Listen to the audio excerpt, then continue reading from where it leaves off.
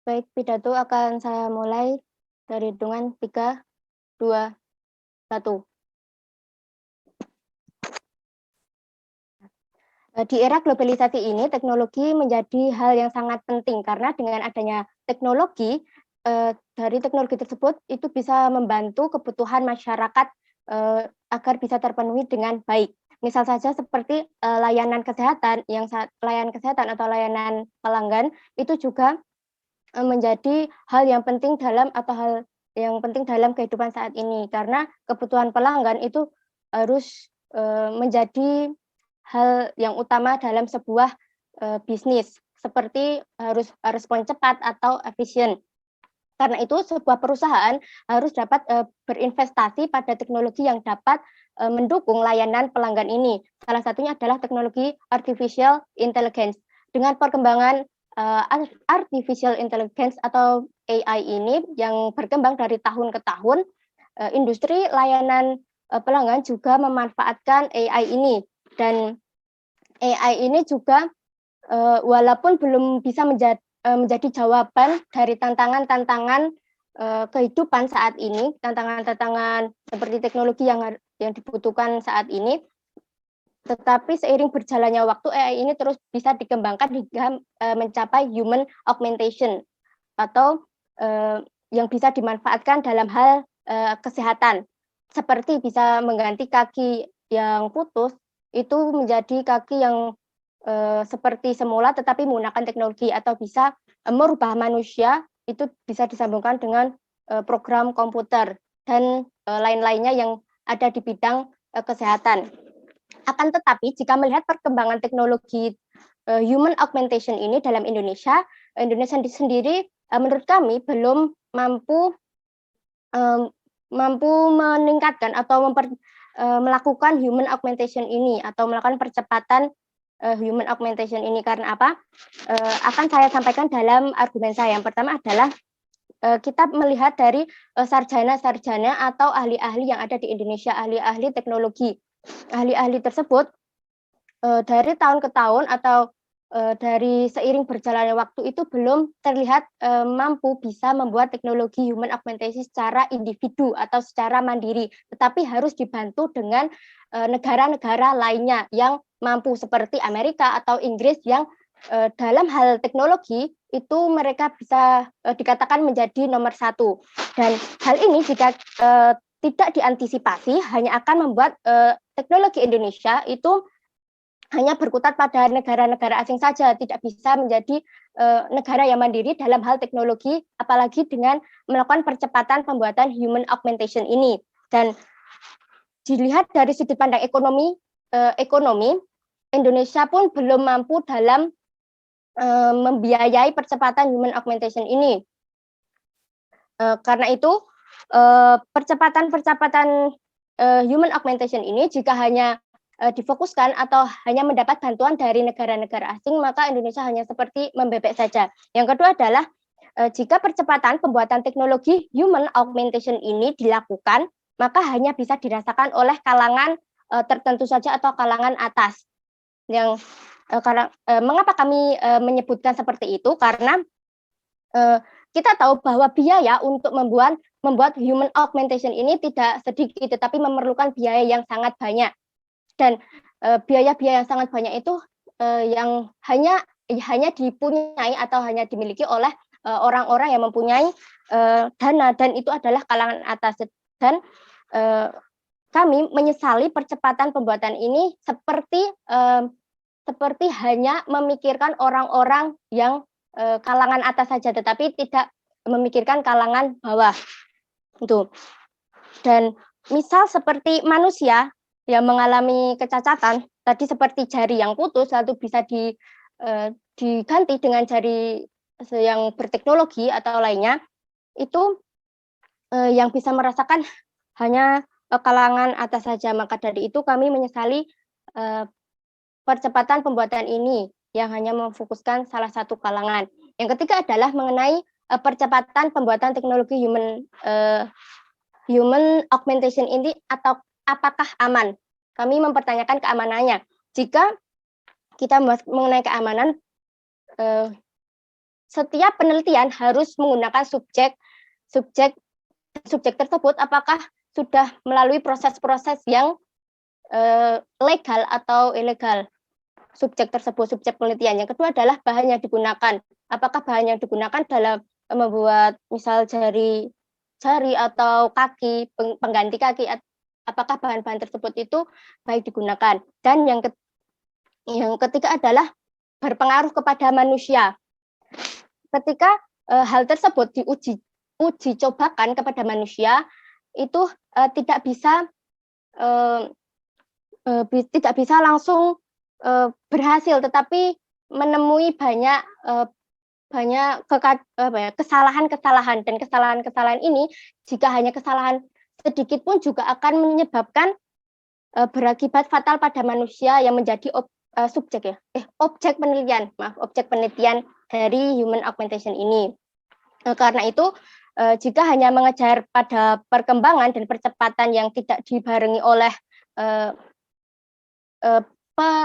penelitian yang matang, dan hanya akan membuat kekacauan yang lebih banyak di teknologi Indonesia atau perkembangan teknologi-teknologi yang ada di dunia ini.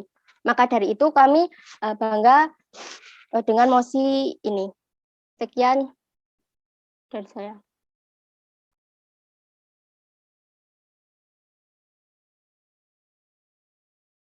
Oke, baik. Saya dari tim oposisi akan memulai pidato saya dalam 3, 2, 1. Saya dari tim oposisi pemuka mendukung percepatan pertumbuhan teknologi human augmentation. Sebelumnya saya akan menjelaskan tentang latar belakang dari teknologi tersebut. Manusia adalah makhluk ciptaan Tuhan yang paling sempurna. Selain diberi bentuk atau rupa yang paling baik atau sempurna, manusia juga dibekali dengan akal sehingga mampu menciptakan berbagai pengetahuan, membentuk masyarakat, menyelenggarakan pemerintah, melakukan praktik jual beli, mampu menciptakan berbagai macam kebudayaan atau peradaban. Dalam menghadapi era teknologi modern ini, maka dituntut adanya keahlian untuk menggunakan, mengelola, dan senantiasa menyesuaikan dengan teknologi dan ilmu pengetahuan yang baru. Tidak terelakkan bahwa perkembangan teknologi sangat memudahkan kehidupan manusia dalam meningkatkan kesejahteraan hidup. Hidup menjadi semakin efisien, praktis, dan cepat. Pemanfaat teknologi menjadi kebutuhan pokok bagi masyarakat, mahasiswa, dan siapapun itu.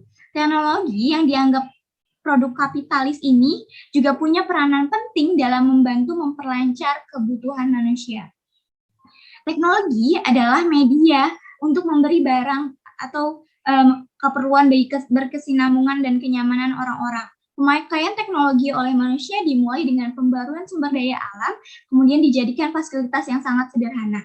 Kemajuan teknologi saat ini merupakan suatu kemudahan yang memfasilitasi kegiatan sehari-hari, terutama untuk generasi muda saat ini. Perkembangan teknologi berarti dari masa ke masa, teknologi terus berkembang ke arah yang lebih canggih. Perkembangan ini didasarkan dari inovasi dan kreativitas manusia. Kemudian saya akan menyanggah argumen dari pihak government, yaitu yang pertama, di Indonesia belum adanya sumber daya manusia yang bisa melakukan atau membuat teknologi human augmentation. Mungkin dari sini kita akan bisa mengembangkan dulu mahasiswa-mahasiswa unggulan yang dapat membuat teknologi augmentation ini. Kemudian kalau tidak bisa, mungkin kita akan meminjam teknologi dari luar negeri yang lebih bisa mumpuni untuk Indonesia merasakan human augmentation. Kemudian Indonesia kekurangan dana untuk membuat teknologi tersebut. Mungkin dari pemerintah bisa menyalurkan dananya sebagian untuk berfokus kepada masyarakat yang membutuhkan misalkan kaki misalkan yang diamputasi terus kakinya putus tersebut, dan memanfaatkan teknologi human augmentation ini. Kemudian saya akan masuk ke dalam argumentasi saya. Yang pertama, saya menentang mosi ini. Hal ini baik di sisi saya karena teknologi yang berkembang dan bertumbuh harus diikuti dan diterapkan demi kemajuan negara dan bangsa ini. Semakin tingkat kecanggihan teknologi ini, maka negara kita bisa menyaingi negara-negara maju di luar sana. Yang kedua, teknologi menjadi kehidupan kita lebih mudah dan dapat membantu orang lain dalam mengatasi masalah dalam hidupnya. Contohnya human augmentation atau biasa disebut dengan manusia yang revolusi 2.0, berfokus pada pembuatan perkembangan fisik dan kognitif otak sebagai bagian integral dari tubuh manusia sehingga dapat meraih performa manusia tertinggi. Contohnya jari protestik untuk korban amputasi, Neuralink untuk menyambung pikiran manusia ke dalam komputer, kaki palsu, exoskeleton yang dapat berlari jauh lebih cepat daripada manusia biasa dengan bantuan motor listrik. Contohnya pada seseorang yang difabel tidak memiliki sepasang kaki yang utuh, maka terciptanya teknologi kaki palsu atau exoskeleton yang dapat berlari jauh dan membuat penyandang difabel tersebut bisa kembali berjalan. Hal ini tentunya bahwa perkembangan teknologi human augmentation harus kita dukung untuk membantu orang difabel. Undang-Undang Nomor 4 Tahun 1997 mendefinisikan difabel adalah setiap orang yang mempunyai kelainan fisik atau mental yang dapat mengganggu atau merupakan rintangan dan hambatan baginya untuk melakukan secara selayaknya yang terdiri dari ada difabel fisik, difabel mental, dan difabel fisik. Terus kemudian difabel fisik atau orang yang mempunyai kelainan fisik yaitu seperti amputasi itu adalah bisa disebut dengan tunadaksa. Tunadaksa yaitu kelainan atau terjadi pada anggota gerak bagian tulang, otot tubuh maupun daerah persendian baik yang dibawa sejak lahir maupun yang diperoleh kemudian karena kecelakaan. Misalnya kelainan pertumbuhan anggota badan atau anggota badan yang tidak sempurna, cacat punggung, amputasi tangan, lengan, kaki, dan lainnya. Maka manfaat penggantian kaki palsu atau disebut dengan protesa adalah penggantian buatan bagian tubuh yang hilang yang disebabkan karena traumatik, patogolik, maupun yang didapat sejak lahir atau congenital. Keuntungan penggunaan kaki palsu adalah tingkat fleksibilitas yang lebih tinggi dibandingkan dengan alat bantu yang lain seperti kursi roda dan tongkat. Kondisi atau tunadaksa dalam mencapai kemandirian lebih sulit dibandingkan dengan yang tidak mengalami kecacatan fisik. Maka dari ini kami tim oposisi mendukung adanya percepatan pembuatan teknologi human augmentation karena bagi tim kami dengan adanya percepatan pembuatan teknologi human augmentation maka seseorang yang yang cacat tidak mempunyai tangan atau kaki bisa merasakan kembali, bisa berjalan kembali, bisa melakukan hal-hal yang seperti biasanya orang normal lakukan. Maka dari itu kami mendukung adanya percepatan pembuatan teknologi human augmentation. Sekian argumentasi dari saya. Saya lanjutkan kepada tim government.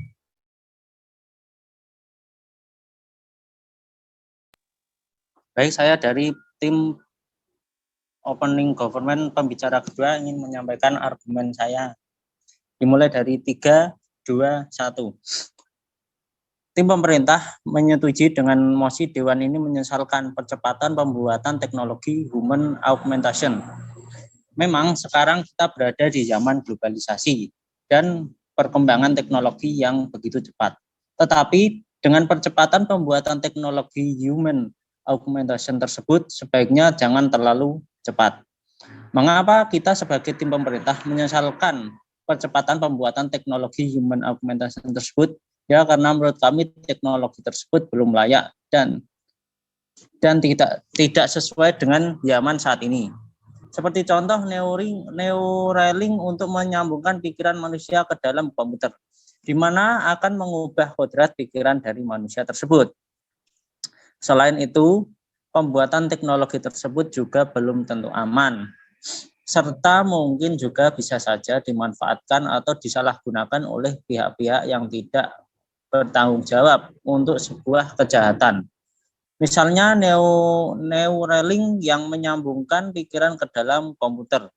Berarti pikiran seseorang tersebut bisa saja dikendalikan oleh orang lain melalui komputer tersebut. Mungkin untuk bertindak kejahatan atau perbuatan yang merugikan orang lain dengan memanfaatkan tubuh orang lain. Selain itu, kaki palsu exoskeleton yang dapat berlari jauh lebih cepat dari orang normal biasanya. Bisa saja digunakan untuk melakukan tindak kejahatan dengan digunakan untuk melarikan diri. Oleh karena itu, dimohon dalam pembuatan teknologi human augmentation tersebut harap diuji dan lebih difikirkan kembali supaya dalam penerapan dan penggunaannya tepat dan tidak bisa disalahgunakan. Selain itu, sebaiknya juga diuji dalam bidang kesehatan terlebih dahulu, lantaran semua ini sangat berhubungan dengan kesehatan manusia. Jangan sampai dengan adanya teknologi yang membantu perkembangan fisik dan kognitif manusia malah berpengaruh fatal terhadap kesehatan manusia tersebut. Hal tersebut malah membuat teknologi yang seharusnya bermanfaat dan berguna bagi manusia malah membuat kerugian yang fatal terhadap manusia yang menjadi objek tujuan pembuatan teknologi human augmentasi tersebut. Dan juga seperti yang telah disampaikan oleh pembicara pertama tim Opening Government tadi, bahwa memang teknologi ini di Indonesia mungkin saja hanya bisa dinikmati oleh masyarakat kalangan atas saja yang sebenarnya memang memiliki banyak kekayaan. Lantaran mesti harganya yang mahal.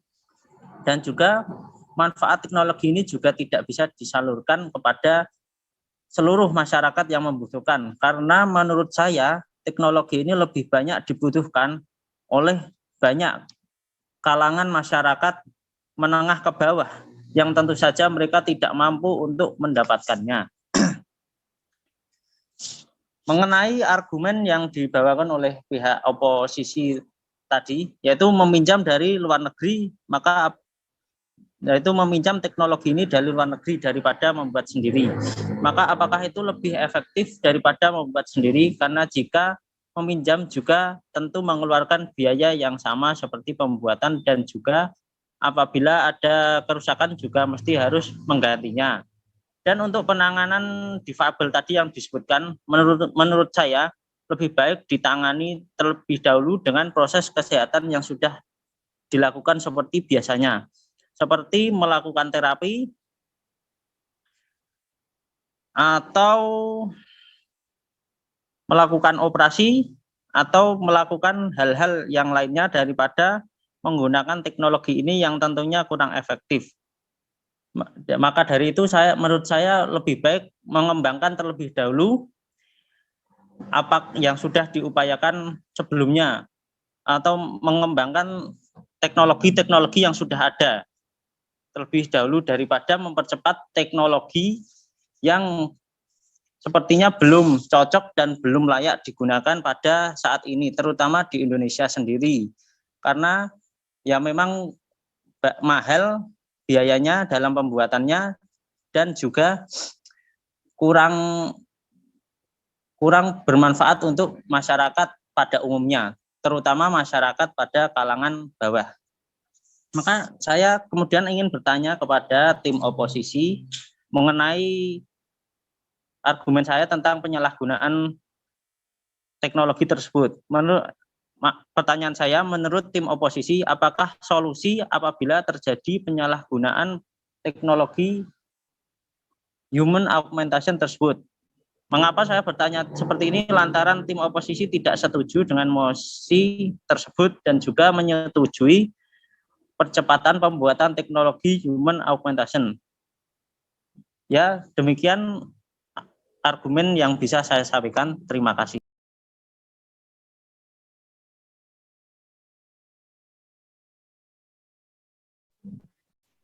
Baik, saya dari tim oposisi pembicara kedua akan memulai pembicaraan dari hitungan 3, 2, 1. Baik, saya akan menambahkan informasi dari pembicara pertama, yaitu bahwa adanya kemajuan bangsa dan negara pasti akan maju juga dalam teknologi dan sumber daya manusianya.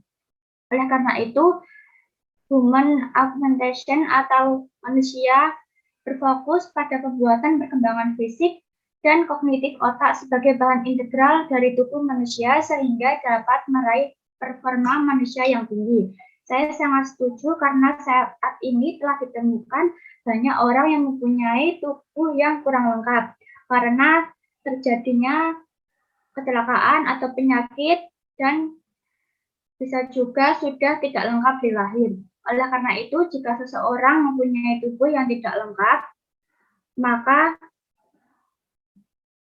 akan merasa malu atau kurang percaya diri atau bahkan mudah putus asa. Sehingga sumber daya manusia yang ada di Indonesia belum secara maksimal mempunyai tingkat percaya diri yang tinggi.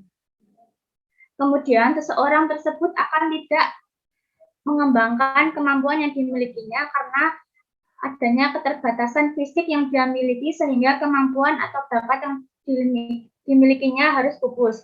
Maka dari itu dilakukan adanya percepatan pembuatan teknologi dalam human augmentation untuk mempercepat dan melengkapi kebutuhan fisik yang belum secara utuh menjadi utuh. Selanjutnya kita lihat bahwa contohnya berupa adanya teknologi terkait dengan jari prostetik untuk korban amputasi. Dalam hal ini sangat mendukung dan membantu seseorang jika terkena amputasi, maka tidak harus untuk merasa kecil hati karena telah kehilangan jari tangan ataupun jari kakinya. Tidak heran kebanyakan seseorang saat ini telah menggunakan terobosan dari prostetik tersebut.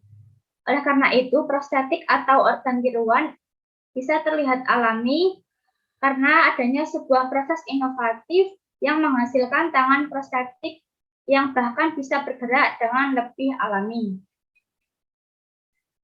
Para ilmuwan menunjukkan bahwa saraf di tangan pasien dapat dilatih untuk mengontrol gerakan jari dan ibu jari palsu. Hal ini merupakan kemajuan terbesar dalam beberapa tahun terakhir dalam kontrol motorik bagi orang-orang yang mengalami amputasi. Selanjutnya, tantangan untuk menggerakkan prostetik adalah sinyal lemah yang dikeluarkan oleh syaraf yang diamputasi. Oleh karena itu, adanya tim Kirna meningkatkan sinyal dan melilitkan sedikit otot di sekitar ujung syaraf menurut penelitian mereka yang sudah diterbitkan. Lalu, ketika syaraf tumbuh dalam otot, pikiran seorang tersebut dapat membuat hentakan otot yang menghasilkan sinyal yang cukup besar untuk diambil oleh kabel kecil yang terhubung ke komputer terdekat. Kemudian, tujuan utama yaitu untuk membuat organ prostetik yang dapat dilihat orang sebagai bagian dari tubuh mereka. Kemudian, dalam sebuah contoh tentang seberapa baik sistem tersebut bekerja, seorang wanita yang dengan gugup mengetukkan jari-jarinya mendorong prostetik itu untuk bergerak seirama dengan ketukan jari tangan satunya. Oleh karena itu, melakukan apa yang dilakukan tangan satunya seakan itu adalah bagian dari dirinya. Lalu, terkait dengan prosedur ini juga bekerja untuk pasien amputasi yang tidak hanya kehilangan tangannya, namun juga kehilangan dari lengannya atau bahkan kakinya. Jadi seorang yang telah teramputasi tidak perlu khawatir lagi karena sudah ada sebuah teknologi yang canggih yang mendukung adanya program-program dalam kesehatan. Terkait dengan Neuralink, yaitu telah mengadakan atau telah membuat terobosan teknologi masa depan yang telah diusulkan, melibatkan modul yang ditempatkan di luar kepala secara nirkabel menerima informasi dari benang elektrode tipis fleksibel yang tertanam di otak. Benang tersebut akan disematkan oleh peralatan robotik dengan tujuan untuk menghindari kerusakan pembuluh darah. Saat ini elektrodenya masih terlalu besar untuk meredam penembakan neuron individu, sehingga mereka hanya dapat merekam penembakan sekelompok neuron. Lalu, perwakilan Neuralink percaya bahwa masalah ini dapat dikurangi dengan algoritma, tetapi biayanya mahal secara komputasi dan tidak menghasilkan hasil yang tepat. Tidak hanya untuk berjalan, kaki palsu juga bisa dipakai untuk olahraga, terutama lari. Pemilik usaha pembuatan kaki palsu, yaitu Kurnia Putra Fitriandaka Kurnia, mengatakan bahwa pasien bisa memesan kaki palsu yang bisa digunakan untuk berlari.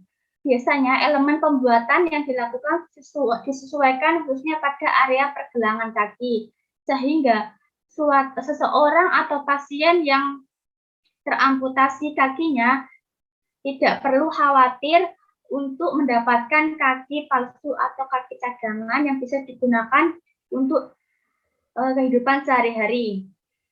Kemudian, ia menjelaskan bahwa kaki palsu dibedakan menjadi dua, yaitu endoskeleton dan eksoskeleton. Untuk pembuatan kaki digunakan berlari, yaitu untuk jenis endoskeletal. Jadi saya simpulkan bahwa jika seseorang yang berasal dari kalangan bawah, maka akan mendapatkan bantuan dari dana pemerintah, sehingga akan terbantu dari segi ekonominya. Oleh karena itu, jika seseorang yang teramputasi, maka akan mendapat pertolongan dari pemerintah sehingga tidak perlu khawatir karena adanya amputasi tersebut. Lalu dari segi sosial, maka seharusnya masyarakat harus bisa merangkul sehingga tidak ada kesenjangan sosial. Maka oleh karena itu, adanya terobosan program untuk membantu kebutuhan seseorang sesuai dengan undang-undang.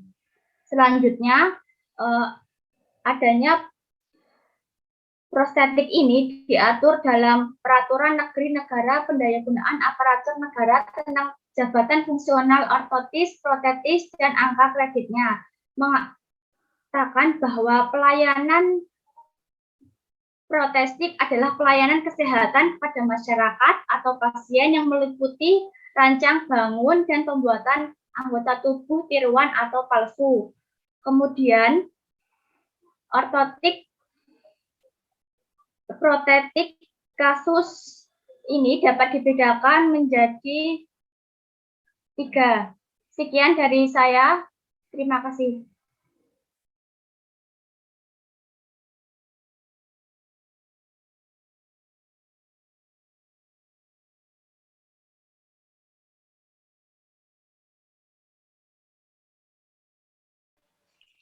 Baik, di sini saya sebagai tim closing pemerintah pertama akan menyampaikan argumen saya. Sebelumnya, instruksi dapat dilakukan dengan cara unmute dan mengatakan instruksi. Baik, saya akan mulai pidato saya dalam 3, 2, 1. Di sini kami setuju bahwa teknologi augmentasi itu dapat mempermudah pekerjaan manusia dan meningkatkan produktivitas manusia.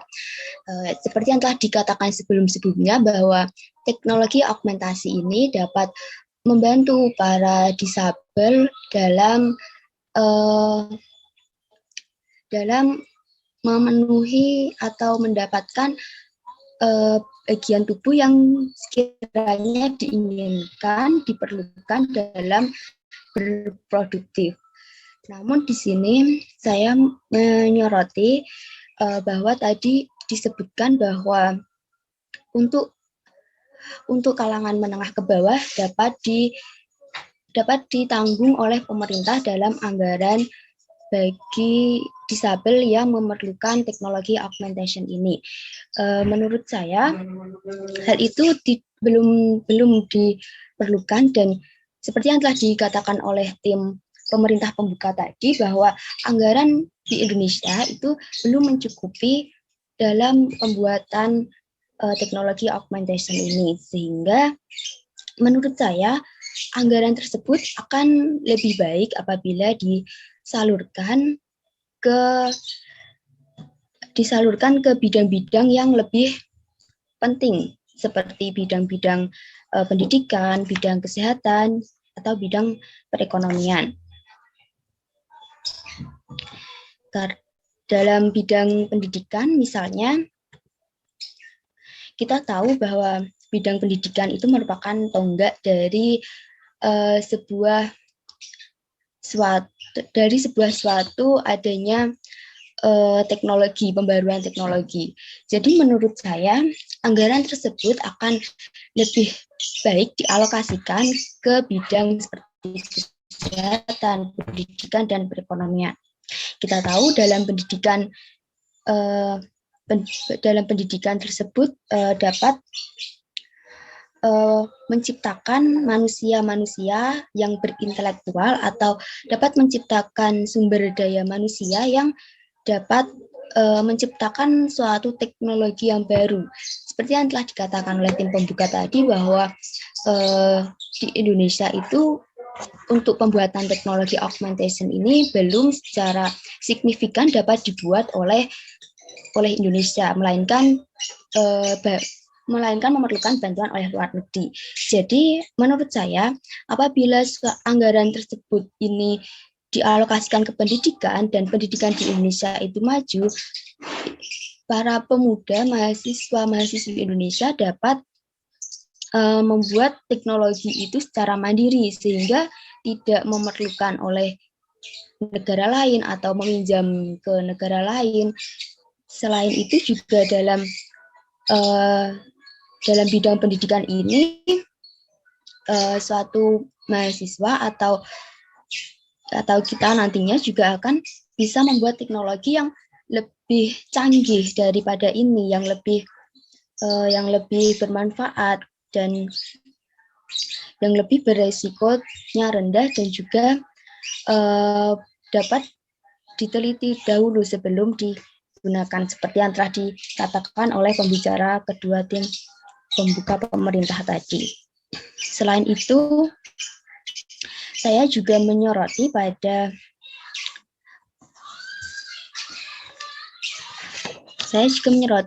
bagian kesehatan selain pada belum ditemukannya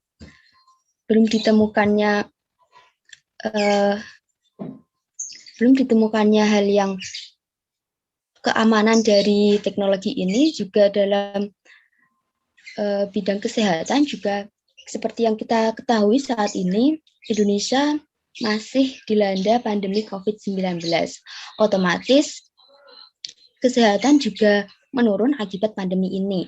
Bukankah alangkah sebaiknya anggaran yang digunakan pemerintah untuk penyandang disabilitas mendapatkan teknologi human augmentasi ini, bukankah sebaiknya anggaran tersebut digunakan untuk anggaran peningkatan kesehatan masyarakat? Kemudian saya juga menurut saya masih banyak tadi dikatakan bahwa masih banyak orang yang disabel yang juga perlu berproduktif. Bukankah kita lihat status quo saat ini, orang-orang disabel itu banyak yang berproduktif. Kita tahu bahwa masyarakat orang-orang disabel tersebut, misalnya seorang atlet gitu, dapat mengharumkan nama bangsa kita dengan mengikuti suatu ajang kompetisi.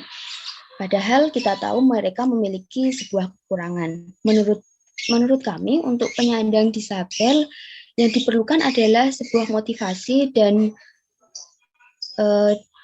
sebuah motivasi yang harus ditanamkan oleh orang tersebut. Karena menurut kami, orang yang sempurna itu belum tentu juga berproduktif. Jadi menurut saya, orang yang berproduktif itu tidak dinilai dari kesempurnaan fisiknya, tetapi dinilai dari kemauannya dia untuk berproduktif atau tidak. Karena banyak orang-orang yang disabel itu berproduktif dan banyak juga orang-orang yang berkebutuhan khusus berproduktif dan banyak juga orang yang sempurna secara fisik itu kurang berproduktif. Sekian dari saya, terima kasih.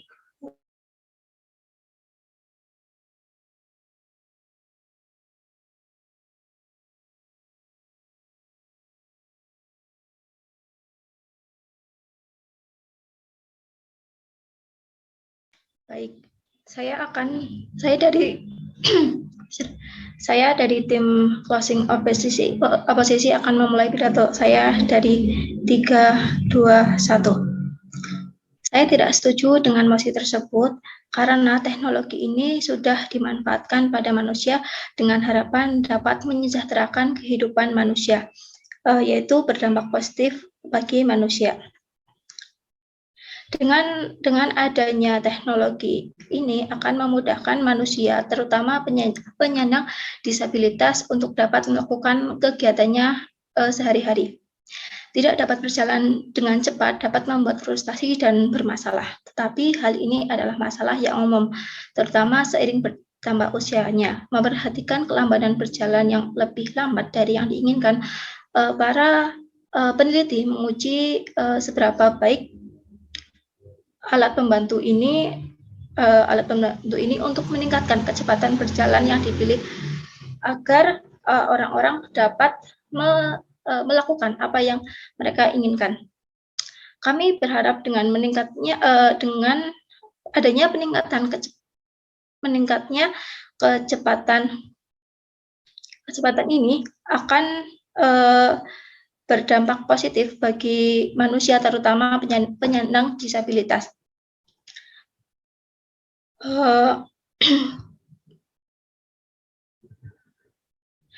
Dengan menghadapi era teknologi modern saat ini, maka dituntut adanya keahlian untuk menggunakan, mengelola, dan senantiasa menyesuaikan dengan teknologi dan ilmu pengetahuan yang baru. Tidak hanya teknologi yang memudahkan kehidupan manusia dalam meningkatkan kesejahteraan hidup, teknologi ini akan semakin efektif, praktis, dan memudahkan manusia, khususnya manusia yang memiliki kekurangan dalam melakukan aktivitas seperti berjalan.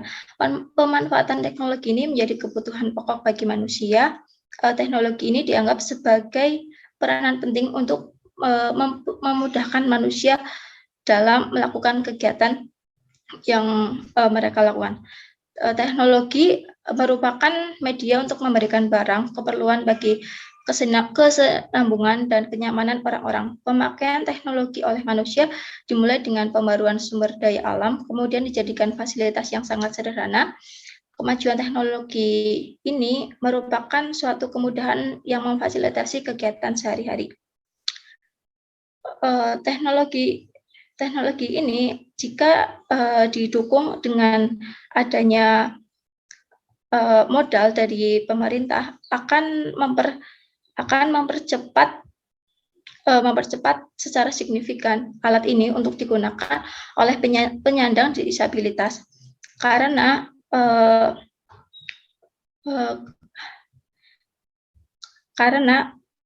alat ini akan benar-benar sangat membantu penyandang disabilitas yang saat ini penyandang disabilitas terutama untuk berjalan sangat sulit untuk dilakukan. Dengan adanya teknologi ini memudahkan para penyandang, yaitu dengan pembuatan bagian tubuh yang hilang disebabkan karena adanya kecelakaan dapat menguntungkan penggunaan kaki palsu dengan tingkat fleksibilitas yang lebih tinggi dibandingkan dengan alat pembantu lainnya seperti kursi roda dan tongkat. Lalu peningkatan adanya augmentasi manusia dapat dipahami sebagai pilihan individu yang dapat menciptakan nilai bagi pengguna. Menurut penelitian, hal ini dapat meningkatkan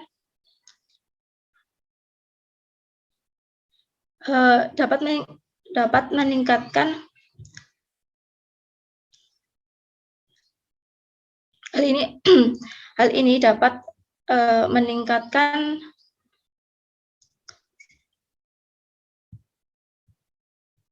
ini dapat meningkatkan kemanfaatan bagi manusia dan menyejahterakan manusia.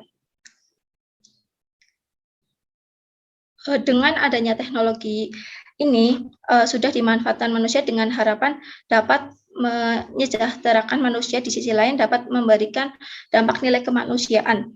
Dengan hal itu menyebabkan aktualisasi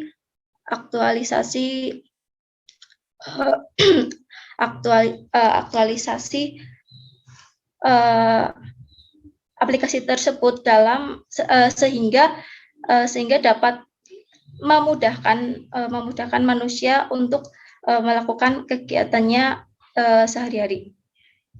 Kemudian sistem pergelangan yang diuji dalam penelitian ini merupakan emulator eksperimen yang berfungsi sebagai pembantu untuk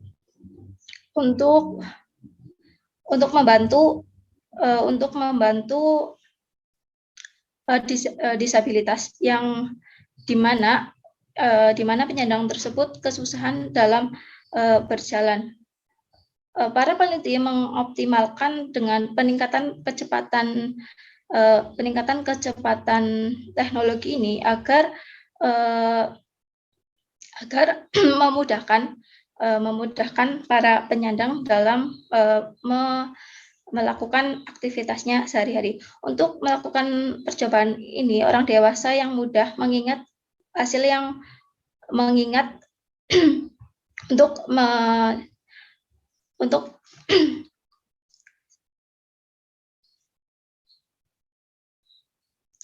maksud saya, contohnya pada disabilitas ini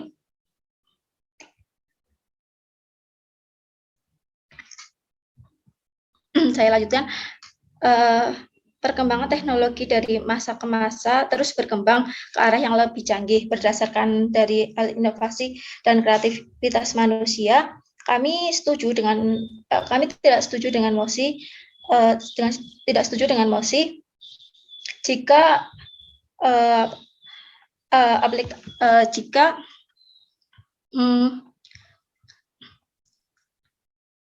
jika teknologi ini tidak didukung karena alat ini akan sangat membantu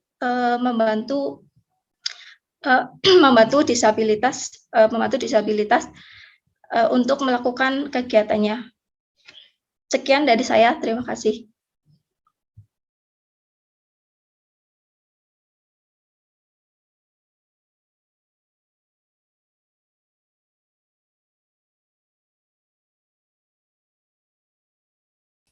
Baik, saya akan memulai argumen saya dalam 3, 2, 1.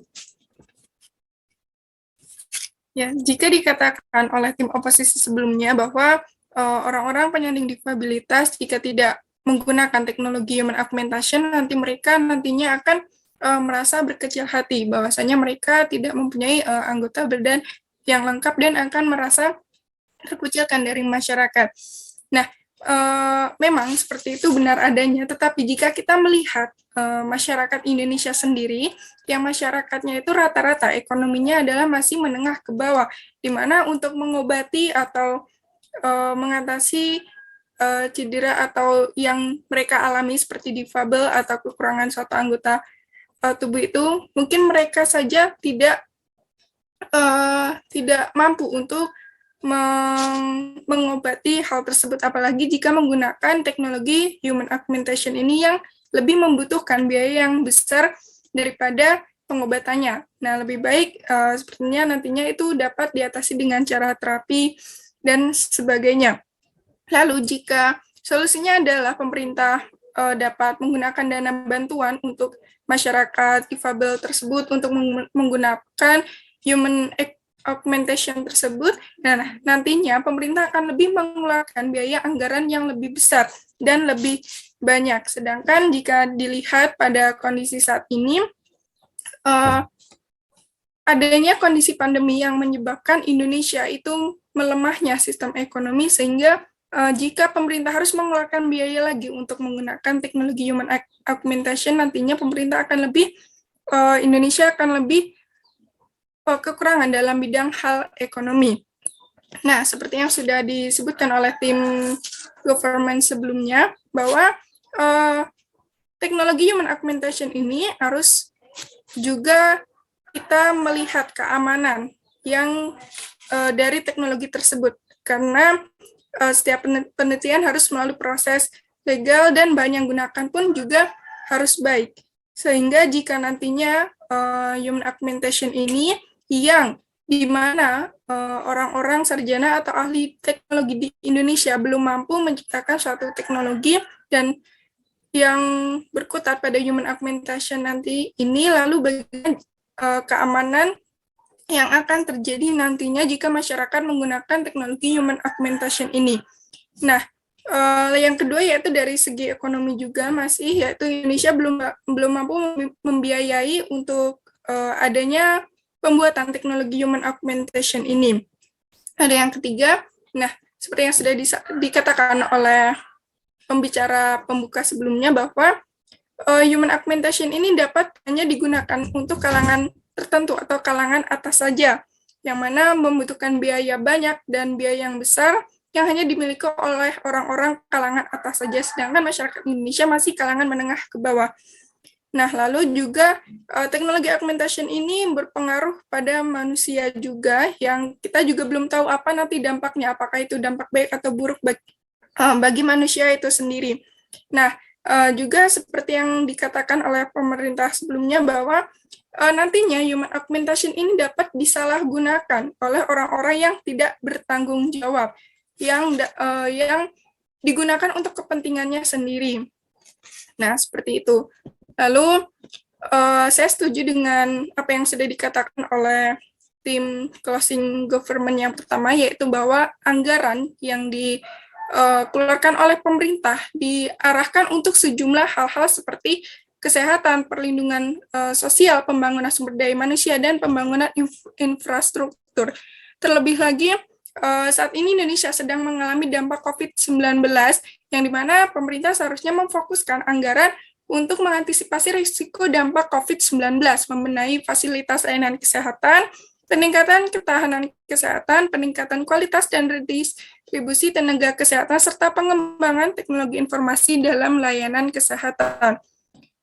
Nah, kita harus bisa memanfaatkan pandemi ini sebagai momentum untuk perbaikan dan reformasi sistem kesehatan Indonesia. Kita harus mampu membangun produksi vaksin dan pengobatan untuk pandemi yang sedang dialami Indonesia saat ini. Selanjutnya juga pemerintah untuk meningkatkan dan memenuhi kebutuhan masyarakat miskin yang rentan yang dapat nantinya dana tersebut untuk memotong rantai kemiskinan. Nah, untuk mendukung reformasi program perlindungan sosial yang diarahkan pada melanjutkan penyempurnaan data terpadu kesejahteraan sosial dan kesinergian dengan berbagai data terkait untuk mendukung rencana pemerintah mengatasi di pandemi seperti ini. Nah, jika dikatakan oleh tim oposisi bahwa melihat banyaknya sarjana atau mahasiswa yang tidak mampu menciptakan teknologi. Nah, seperti yang sudah dikatakan oleh tim government sebelumnya bahwa dana tersebut dapat difokuskan juga untuk dana pendidikan. Nah, kan daripada harus membuat teknologi human augmentation itu yang membutuhkan biaya yang besar, baik pemerintah itu memfokuskan anggaran dananya untuk fokus pada penyelenggaraan pendidikan agar nantinya juga keluaran sarjana mahasiswa itu dapat membuat teknologi yang lebih canggih dengan ilmu yang baru dan juga didukung oleh infrastruktur dan sarana prasarana yang memadai. Jadi kami selaku tim government sangat setuju dengan mosi bahwa pemerintah menyesalkan percepatan pembuatan teknologi human augmentation tersebut. Terima kasih.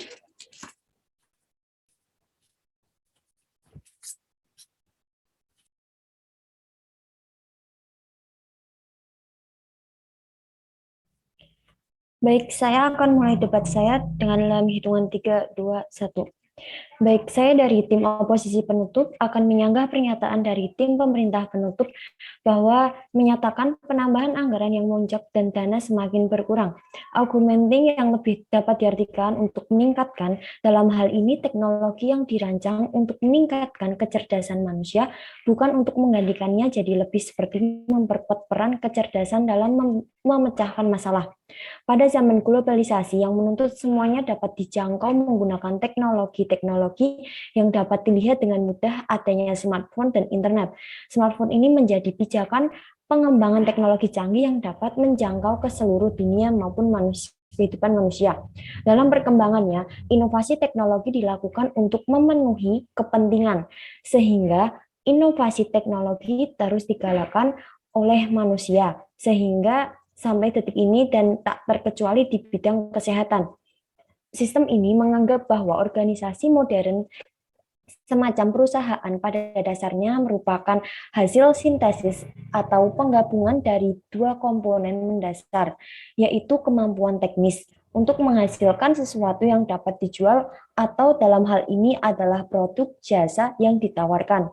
Hal ini jelas sangat bertentangan dengan konsep sosial di mana sumber daya manusia dianggap sebagai entitas yang paling strategis dalam sebuah organisasi, terutama yang bersifat komersial seperti sebuah perusahaan.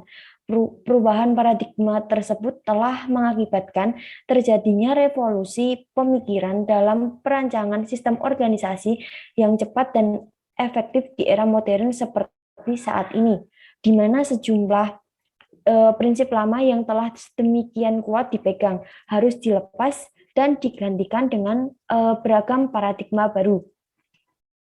Kemudian untuk mengatur teknologi kesehatan yang begitu canggih, hal demikian telah dituangkan dalam aturan positif yang berlaku di Indonesia.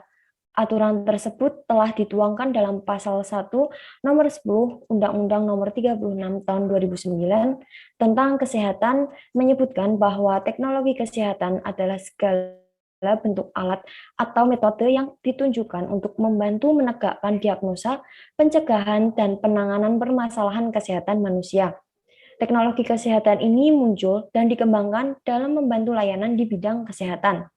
Selain itu, undang-undang tersebut beracuan hukum, yakni ke Permenkes nomor 46 tahun 2017 tentang strategi kesehatan nasional.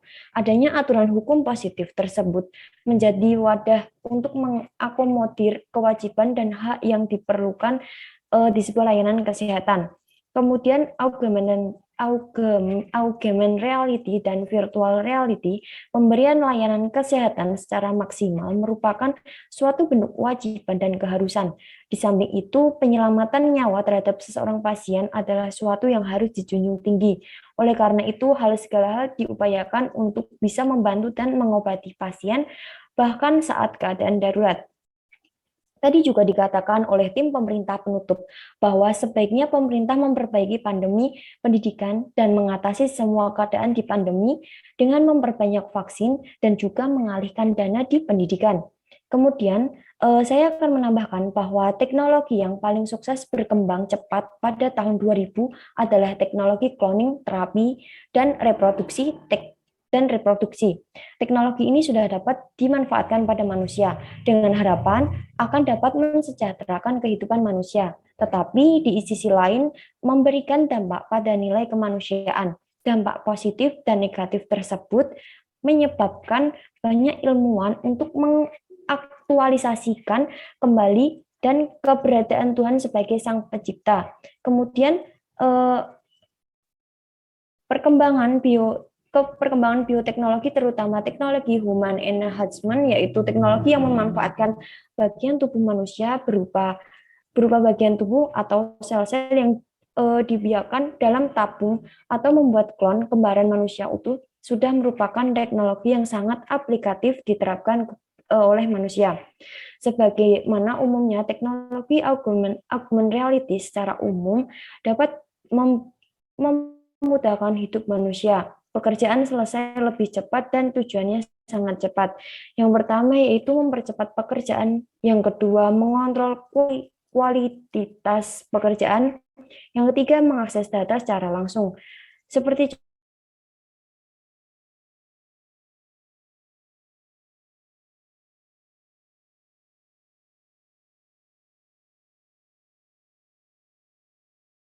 contoh lain, pariprostetik jari prostetik untuk korban amputasi dan punya teknologi yang harus merendah diri. Seperti adanya kaki palsu yang dapat dibutuhkan masyarakat yang membutuhkannya, menambah penampilan menjadi seperti manusia lain. Kemudian kekurangan di sini yaitu kekurangan negara yang belum mempunyai tempat untuk banyak orang menjadi putus asa karena menurut mereka tidak mampu melakukan aktivitas seperti teman lainnya. Maka Dari itu kita tidak boleh merendahkan semangat mereka,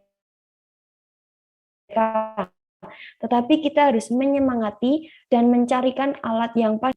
Kemudian di sini menghadapi diskursus pemahaman di era biologi seperti sekarang ini, tetapi kita tetap tertinggal dan tidak punya peran pada perkembangannya. Bioetika pada akhir-akhir ini sedang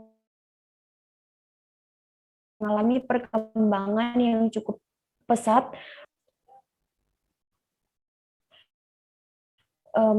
Dan batasan domain keilmuannya semakin luas.